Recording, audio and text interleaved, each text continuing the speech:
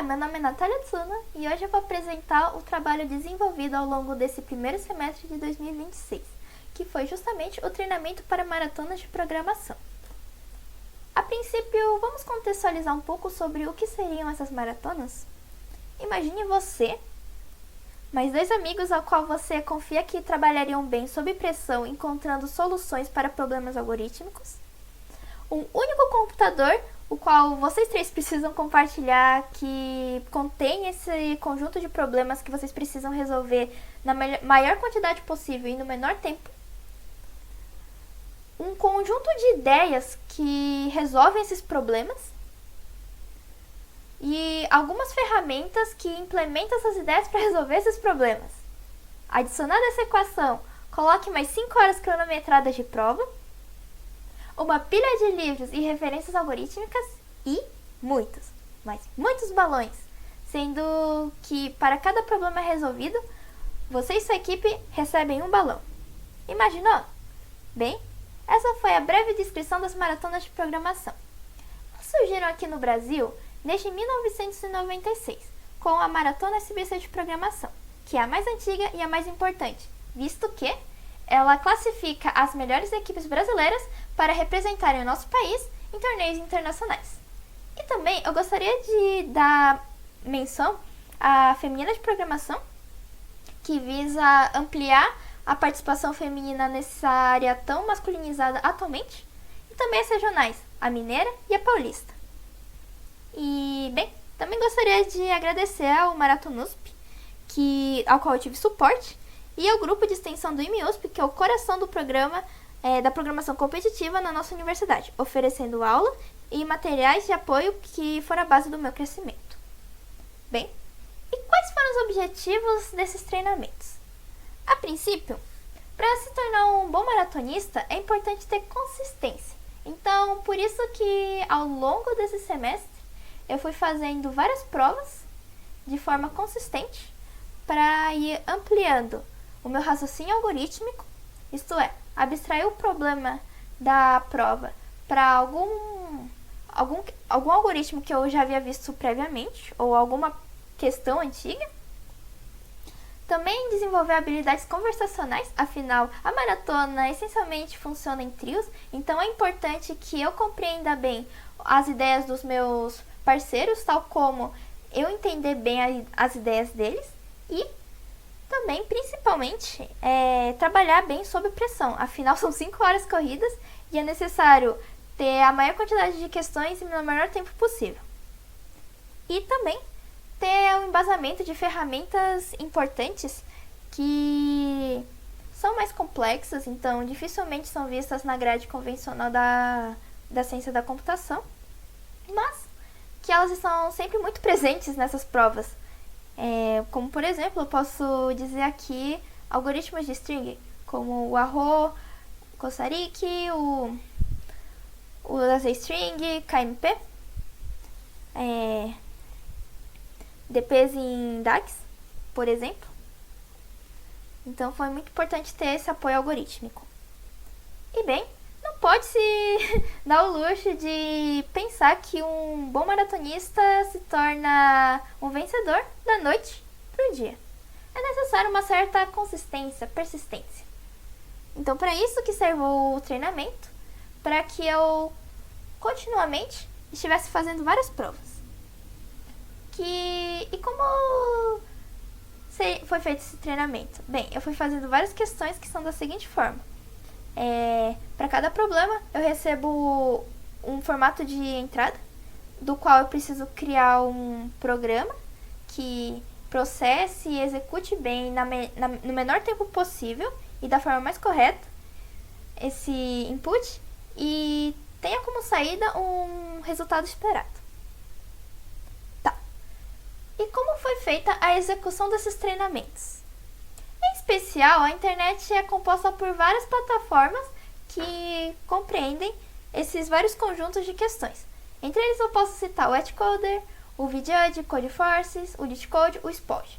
Embora o meu treinamento tenha se focado bem mais no Etcoder, no VJudge e no Codeforces. Codeforces porque ele contém várias provas antigas oficiais brasileiras, como as seletivas, regionais, as provas antigas da maratona. E porque também é a plataforma mais utilizada pelos maratonistas.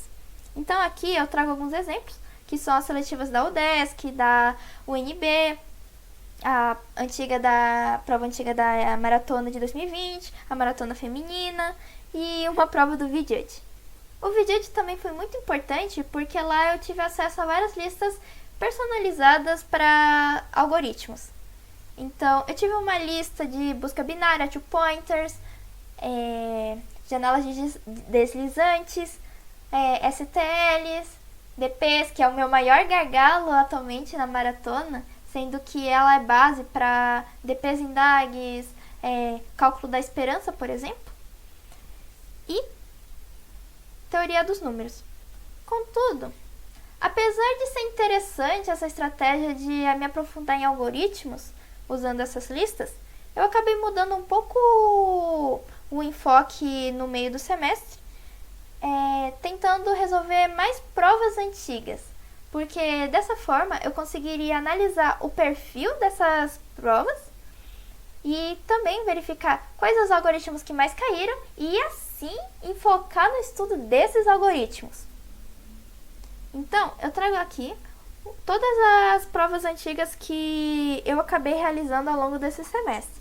Muitas delas eram próprias do Codeforces ou do Etcoder, mas também muitas delas eram ou simulados oficiais, como a feminina de programação de 2023, ou alguns mirrors, que eram provas que aconteciam simultaneamente a uma prova que acontecia em alguma sede local, mas que eu não estava tão próxima dessa sede.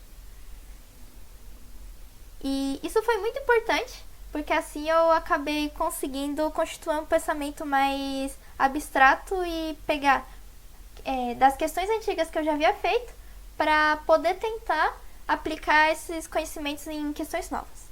E, bom, houveram dias e dias. Houve dias que eu fiz praticamente uma questão da prova e houve dias que eu consegui, por exemplo, fazer 6 das 8 questões, como no caso da Maratona Feminina de Programação 2026, que eu consegui ser classificada para a segunda fase.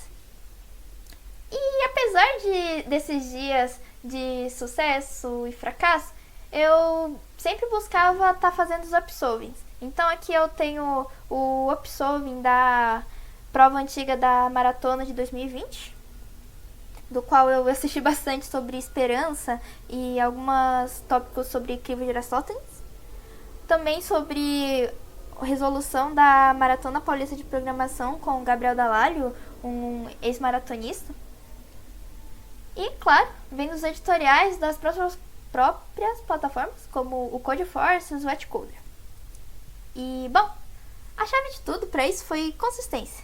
Houve dias que eu estava muito cansada, mas o importante foi sempre estar fazendo as provas, me estimulando a tentar fazer dentro do tempo e, claro, sempre buscando como resolvia os algoritmos mais complexos e como eu poderia aplicar das próximas vezes.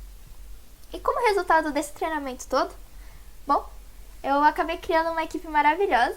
Aqui é uma menção ao Pastel de Feira e o Kakifuyu, que atualmente é composto por mim, pela querida Mariana e pela querida Raquel. Muito obrigada a vocês duas. Também eu acabei obtendo o rating mais alto no Netcoder e o mais alto no Codeforce de toda a minha vida, graças a essa consistência de estar fazendo provas. Porque é o que dizem, quem arrisca não petisca, quem não arrisca não petisca. E também acabei fazendo mais de 100 problemas este ano. Também aprendi várias técnicas algorítmicas, então, como eu disse anteriormente, eu aprendi ferramentas que eu me orgulho em dizer como Segment Tree, Hashing, Z-String, Manacher, Teoria dos Jogos, Geometria Computacional. Eu aprendi bastante sobre stacks monotônicas, sobre slide window, sobre bitmasks, aprofundei conhecimento em DPs, aritmética modular. Então foram muitas técnicas mais complexas que eu certamente vou usar no futuro. Eu tive muitos balões, E conheci pessoas incríveis, como a Krishna da Intel e a filha dela. E essa aqui, por exemplo, é a primeira fase da Maratona Feminina de Programação de 2026, do qual eu me consagrei como a segunda da sede e a 42ª de 1000 meninas na Latam. E que, juntamente com uma equipe muito especializada da USP, vamos representar a nossa universidade em agosto. Dentre as meninas mais capacitadas da América Latina, e eu fico muito feliz de estar participando desse grupo. E também eu tive acesso a várias oportunidades, justamente estar participando da segunda fase, que vai acontecer na Unicamp. E eu vou poder conversar com meninas de outros países. E a conclusão disso tudo é que a maratona, ela é para qualquer um. Basta ter consistência. Então é um trabalho de formiguinha. Seja pelo fato de estar continuamente estudando novos algoritmos, fazendo provas, testando a capacidade dentro do tempo estipulado, indo atrás de upsolvings, mas também pelo fato de desenvolver habilidades interativas, como bem eu disse no início, de eu estar conversando bem com a minha equipe e poder estar contribuindo com essas novas ideias e também para o ecossistema da maratona. Então, esse foi um semestre comigo em maratonas de programação. Espero estar melhorando nas próximas vezes e eu agradeço a sua atenção.